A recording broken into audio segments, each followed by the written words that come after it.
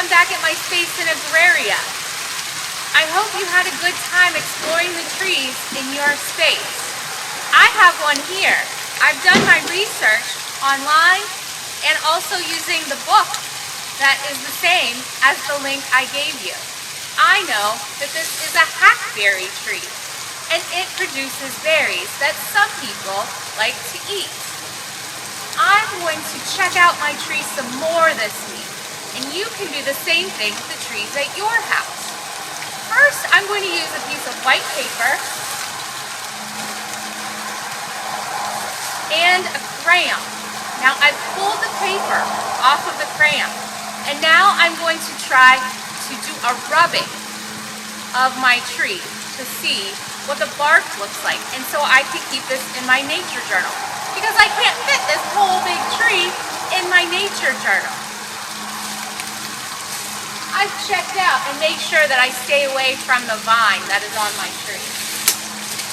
Here I go. I put the paper down, and then I rub up and down and back and forth.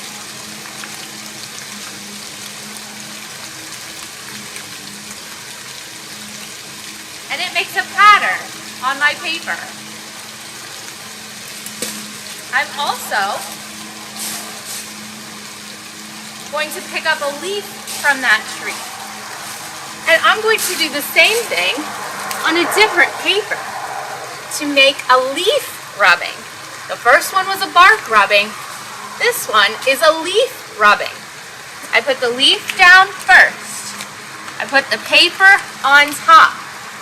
And then I use my crayon and I rub the paper over where the leaf was.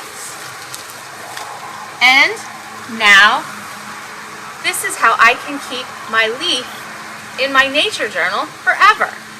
You could also take one of the leaves that fell down and you could tape this into your nature journal too, so you always remember.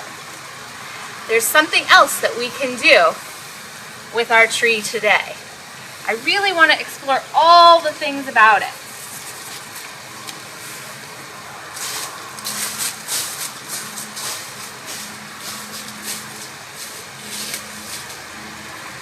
I want to know how big my tree is.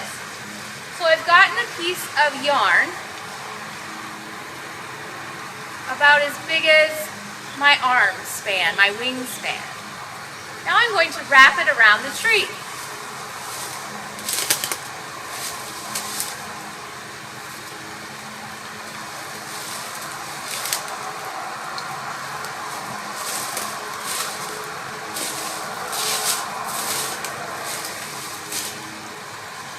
I'm going to make sure the two ends are touching.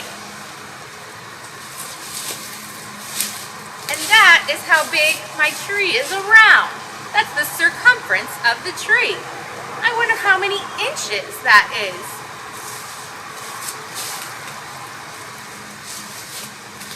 You can use a ruler or a tape measure or a yardstick to find out how big your tree is. I'm not going to lose my space. It's not as big as the whole yarn.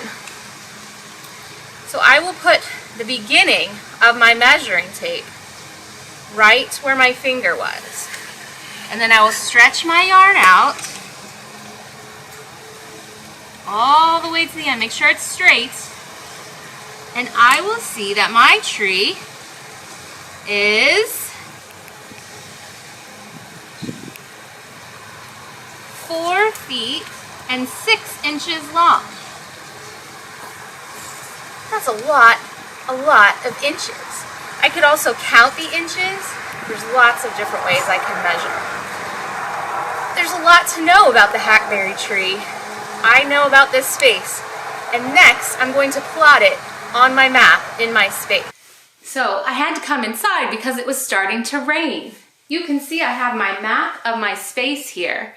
And I have my 2 trees from home when I was in a different space. I'm going to treat these trees a little bit differently. I'm going to put them in my nature journal and not on my map because they're in a different space. I would need a different map for those. But this is the map of the space that I'm using. So I know that my hackberry tree was about 3 paces away from the corner of my square patio. So I'm going to go about this far, and I'm going to draw a picture of my hackberry tree. It didn't have too many leaves left on it. Do yours have leaves left on it? I'm just going to draw a couple of leaves because the wind is starting to blow them down. There weren't too many berries this year. And then on top of it, I'm going to write hackberry. H-A-C-K-B-E-R-R-Y.